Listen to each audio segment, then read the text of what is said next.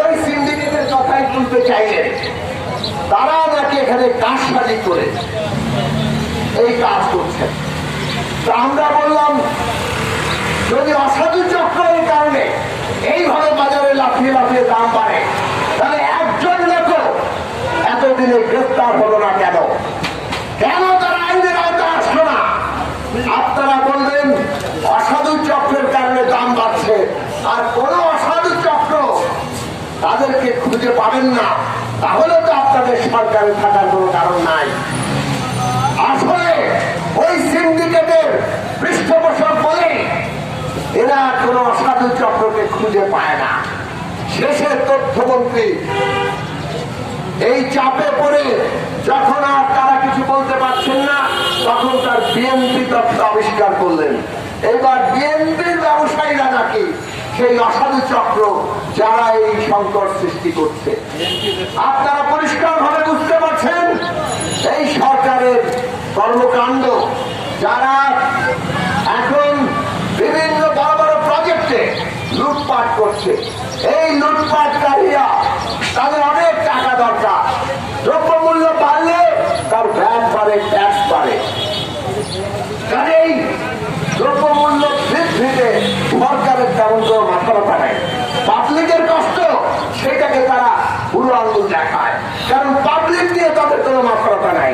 পাবলিকের ভোট দিয়ে তারা চিন্তিত না, তারা চিন্তিত যাদের, তাদের সুবিধা তারা দিয়ে যাচ্ছেন।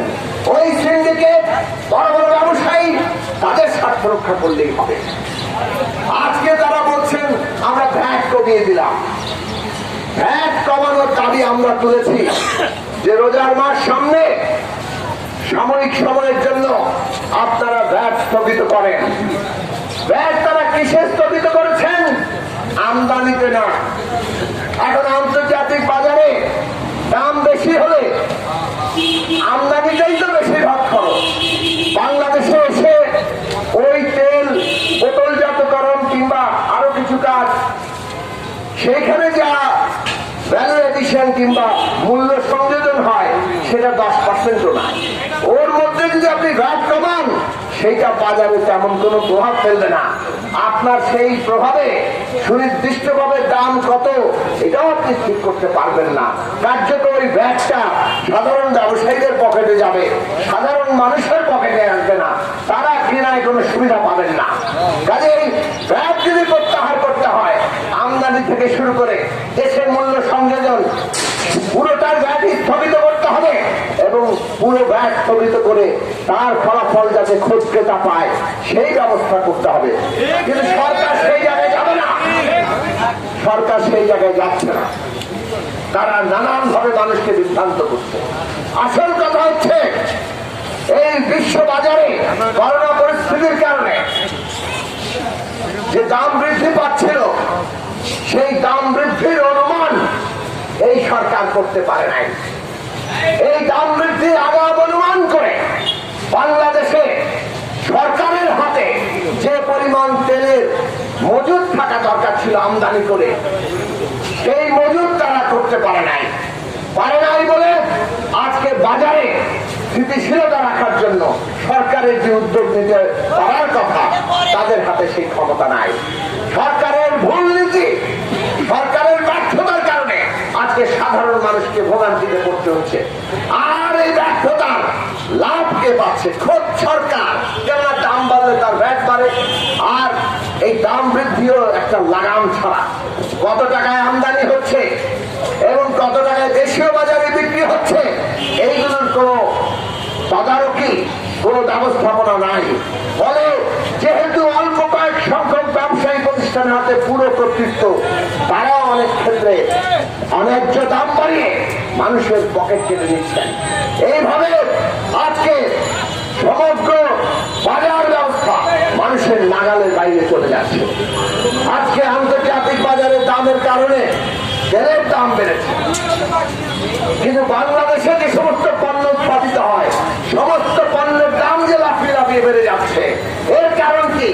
এর কারণ হচ্ছে এই সরকারের বাজারের উপরে ন্যূনতম কোনো নিয়ন্ত্রণ নাই এবং তারা নিয়ন্ত্রণ রাখতে চায় না। সমস্ত সিন্ডিকেটের হাতে তারা এইভাবে বাজার সরকার লুটপাট করার, মানুষের পকেট কাটার সমস্ত ক্ষমতা দিয়ে রাখতে চায়। এর উপরে এসে তারা গ্যাসের দাম বাড়াচ্ছেন। গ্যাসের দাম কেন বাড়াতে হচ্ছে? তারা বলছেন যে তারা এলএনজি আমদানি করেছেন, এলএনজির দাম আন্তর্জাতিক বাজারে বেড়েছে। যখন এলএনজির কথা তারা এনেছিলেন 2 বছর আগে, এলএনজি আমদানি করতে হবে, তখন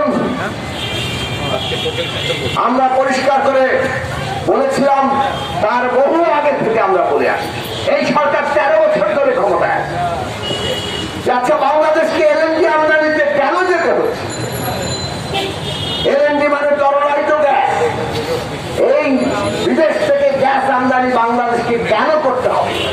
বাংলাদেশ এমন একটা দেশ, এমন ভূপ্রাকৃতিক অঞ্চলে বাংলাদেশের অবস্থান, যার নিচে অনেক গ্যাস পাওয়ার কথা। কিভাবে এটা বাংলাদেশের পেট্রোবাংলা মার্কিন যুক্তরাষ্ট্রের জিওলজিক্যাল সার্ভের সাথে যৌথভাবে তারা যে অনুসন্ধান করেছে, সেখানে দেখিয়েছে বাংলাদেশে ইতিমধ্যে যে গ্যাস আবিষ্কৃত হয়েছে, আরো অন্তত পক্ষে 31 থেকে 41 টিসিএল গ্যাস অনাবিষ্কৃত হয়ে আছে। তাহলে স্থলভাগেই প্রায় 40 টিসিএল গ্যাস বাংলাদেশে 1 বছরের চাহিদা 1 টিসিএল এরও কম এখন। এই যে 40 টিসিএল এর সম্ভাবনাময় মজুদ অনাবিষ্কৃত হয়ে আছে, আপনারা স্থলভাগে গ্যাস অনুসন্ধান করুন। কিন্তু আমরা দেখলাম এই 13 বছরে ধরে সরকার ক্ষমতা আছে, তারা স্থলভাগে গ্যাস অনুসন্ধানের জন্য পেট্রোবাংলার যে সক্ষমতা, অপেক্সের যে সক্ষমতা, দেশীয় যে সক্ষমতার কথা আমরা গলা ফাটিয়ে বহুকাল ধরে বলছি, তারা সেটা তৈরি করেন। এই সরকার 12 সালে 14 সালে মিয়ানমারের সাথে এবং ভারতের সাথে সমুদ্র বিজয়ের কথা বলল। সমুদ্র সীমা নির্দিষ্ট হয়েছে আন্তর্জাতিকভাবে আদালত করতে, এবং সেই সমুদ্র সীমা ব্যবহার করে মিয়ানমার তারা গ্যাস ক্ষেত্র উত্তোলন করে ফেলল। অথচ বাংলাদেশের 26টি ব্লকে মাত্র 4টি ব্লক অনুসন্ধানের জন্য দেওয়া হয়েছে। সেই 4টি ব্লকে এখন পর্যন্ত অনুসন্ধান কার্যক্রম ভীষণভাবে ধীর, আর 22টি ব্লক কোন রকম অনুসন্ধান ছাড়া পড়ে আছে। অন্যদিকে মিয়ানমার গ্যাস আবিষ্কার করে তারা গ্যাস উত্তোলন করছে। লক্ষ্য করবেন, মিয়ানমার আর বাংলাদেশের সমুদ্র অঞ্চল তো একই জায়গায়, ফলে গ্যাস ক্ষেত্র তো আর ওই বিভাজন মানছে না।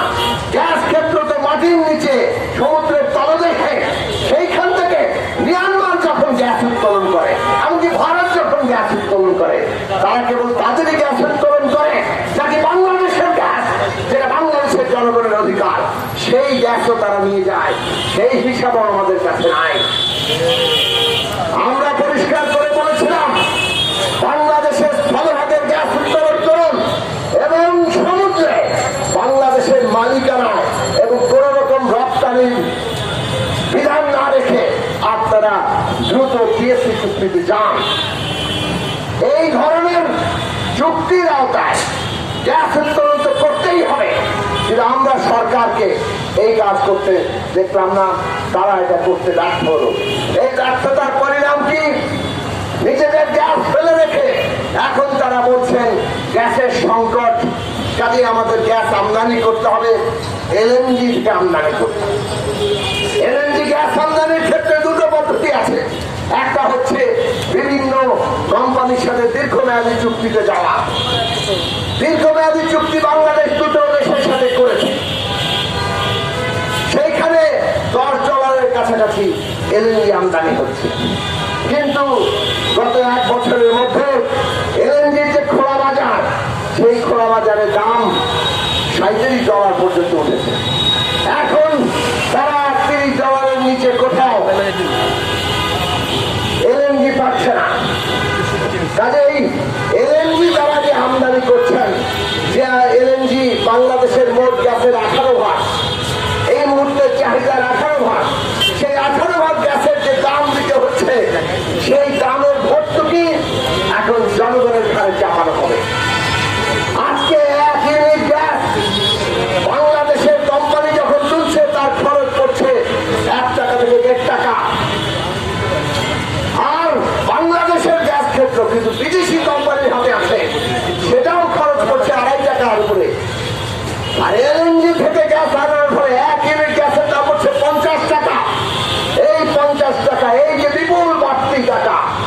বাড়তি টাকা এখন আপনার আমার পকেট থেকে বের করতে চায়।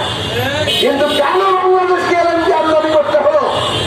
কারণ এই সরকার 13 বছর ধরে আমাদের স্থলভাগে যে আরো 40টি গ্যাস পাওয়ার সম্ভাবনা সেইটা তারা উত্তোলন করে নাই। এই সরকার আমাদের সমুদ্র অঞ্চলে যে গ্যাস পাওয়ার সম্ভাবনা সেইটা তারা উত্তোলন করে নাই। তারা দেশীয় সক্ষমতা তৈরি করে নাই, তারা বাংলাদেশকে শক্তিশালী করে নাই। যার ফলে আজকে আমাদেরকে আন্তর্জাতিক বাজার থেকে এলএনজি কিনতে হচ্ছে। আর এই সরকার যখন এলএনজির দাম অনেক কম ছিল তখন তারা দীর্ঘমেয়াদী চুক্তি করে নাই। কেন করে নাই? সংবাদ মাধ্যমে এসছে, পেট্রো বাংলার কর্মকর্তারা বলেছেন আমরা তান্ত্রিক জটিলতার কারণে দীর্ঘমেয়াদী চুক্তি করতে তারা পারেন নাই। এই সব আমলাতান্ত্রিক জটিলতা মানে কি?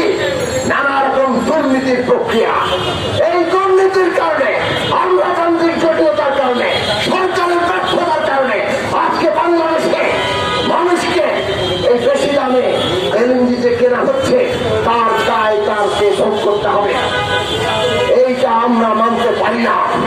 সরকারকে পরিষ্কার করে বলি, আপনাদের ব্যর্থতার কারণে আজকে গ্যাসে এই ভর্তুকি আপনারা দেখছেন। কাজে আপনাদের ব্যর্থতা চায় জনগণের খারাপ তারা চাপিয়ে দিতে পারেন না, বরং নিজেরা যে ব্যর্থ হয়েছেন তার জন্য অবিলম্বে পদত্যাগ করেন। এই সরকারের ক্ষমতায় থাকার কোন যোগ্যতা নেই, কেননা সরকার ক্ষমতায় থেকে সময় মতো গ্যাস কিনতে পারে না। সরকার ক্ষমতায় থেকে 13 বছর ধরে নতুন গ্যাস কিন্তু আবিষ্কার করতে পারে না। অথচ বাংলাদেশের গ্যাস স্থলভাগে এবং সমুদ্রে আছে। আমরা পরিষ্কার করে বলছি, এলএনজির দাম বৃদ্ধি পেয়েছে এই দোহাই দিয়ে আপনারা মানুষ যখন আজকে নাকাল দ্রব্য মূল্যের ঊর্ধ্বগতিতে তখন এই গ্যাসের দাম বাড়ানোর যে প্রস্তাব নিয়ে আসছেন এই প্রস্তাব জনগণ মানে না। কাজেই এনার্জি রেগুলেটরি কমিশনকে বলবো এই সময়ে আপনারা এই গণশুনানি স্থগিত করেন, গণশুনানি বন্ধ করেন। গণশুনানির সময় ভবিষ্যতে কবে হবে সেটা যখন দ্রব্যমূল্যের পরিস্থিতি স্বাভাবিক হবে অথবা মানুষের ক্রয় ক্ষমতার মধ্যে থাকবে তখন আমরা সেটা বিবেচনা করব। কিন্তু এই সময়ের মধ্যে জনগণ যখন নাবিশ্বাস উঠেছে তখন আপনারা মরার উপর খাওয়ার খায় হিসেবে আবার গ্যাসের দাম চাপিয়ে দেবেন, বাংলাদেশের মানুষ মানবে না। বন্ধুরা আমার, আমরা পরিষ্কার ভাবে জানি সরকার লুটপাটে মত্ত, কাজেই তারা কারো কথা শুনতে চাইবে না, সোজা আন্দোলনে ভিড় উঠবে না। আজকে এখানে আমরা সমাবেশ করেছি, 28 তারিখ আমরা হরতাল আহ্বান করছি। আন্দোলন ছাড়া কোনো উপায় নেই, লক্ষ মানুষের সংগ্রাম তৈরি করতে হবে এবং সেই সংগ্রামের মধ্য দিয়ে সরকারকে বাধ্য করতে হবে। আগামী 28 তারিখ হরতাল ডাকা হয়েছে। এই হরতাল দেশের গণতান্ত্রিক রাজনৈতিক প্রগতিশীল শক্তি সমর্থনে আমরা আহ্বান জানিয়েছি। যারা বাংলাদেশে বর্তমানে লুটপাটের বিরুদ্ধে এই দ্রব্যমূল্য নিয়ে সিন্ডিকেটের আধিপত্য যে দখলদারিত্ব তার বিরুদ্ধে এবং এইভাবে অন্যায্যভাবে দাম বৃদ্ধি করে মানুষের জীবনকে নাবিশ্বাস যারা চলেছে তার বিরুদ্ধে যারা অবস্থান নিতে চান প্রত্যেকে এই হরতালকে সফল করার জন্য আসুন। আপনারা নিজেদের অবস্থান থেকে হরতাল ডাকুন অথবা হরতালকে সমর্থন করুন। সক্রিয়ভাবে যার যার অবস্থান থেকে এই হরতালে অংশ নিন। হরতাল সফল করার মতো যে মানুষের রায় পরিষ্কার হয়ে আমাদের সামনে আনতে হবে এবং তার মধ্যে দিয়ে এই সরকার আজকে যেভাবে একটা ফাঁসিবাদী শাসনের মাধ্যমে তার সমস্ত অন্যায়কে জায়েজ করছে, মানুষকে ভয় দেখে তারা যা ইচ্ছা তাই করে দিতে পারছে, এইটাকে রুখে দিতে হবে এবং আমাদের সংগ্রামকে আমাদের ভোটাধিকারের সংগ্রামে পরিণত করতে হবে। আজকে মানুষের বাজার সংগ্রাম আর বাংলাদেশের ভোটাধিকার প্রতিষ্ঠা, গণতন্ত্র প্রতিষ্ঠা, এই সংগ্রাম এক সূত্রে গঠিত হয়ে গেছে। সরকারের পতন না ঘটিয়ে বাংলাদেশের মানুষকে আর বাঁচানো যাবে না। আমাদের ভোটের অধিকার, আমাদের মর্যাদা প্রতিষ্ঠা করা যাবে না। কাজে এই লড়াইকে বাংলাদেশের গণতন্ত্র প্রতিষ্ঠার লড়াই আমরা পরিণত করবো, ভোটাধিকার প্রতিষ্ঠার লড়াই পরিণত করবো। আর সেই লক্ষ্যে এই শেখ হাসিনার সরকারকে পদত্যাগে বাধ্য করার লড়াই পরিণত করবো, সেই আশাবাদ রেখে আমরা আমাদের কর্মসূচি এখানে শেষ করছি। এখন একটি বিক্ষোভ আমরা এই সমাবেশ থেকে পুনরায় দাবি জানাই, এই গণশুনানি মানুষের নাকাল অবস্থায় গ্যাসের দাম বৃদ্ধির বোঝা আপনারা চাপিয়ে দিবেন না। তাহলে এই গণশুনানি বন্ধ করেন এবং জনগণ সংগ্রাম করে আপনাদেরকে এই দাবি মানতে বাধ্য করবে। আপনাদের সবাইকে ধন্যবাদ, সংবাদ মাধ্যমকে ধন্যবাদ আমাদের এই কর্মসূচিতে অংশ নেওয়ার জন্য। সংবাদ, ফিচার ও অনুষ্ঠানের জন্য ভিজিট করুন সংবাদ প্রকাশের ওয়েবসাইট এবং যুক্ত থাকুন ফেসবুক পেজ ও ইউটিউব চ্যানেলের সঙ্গে।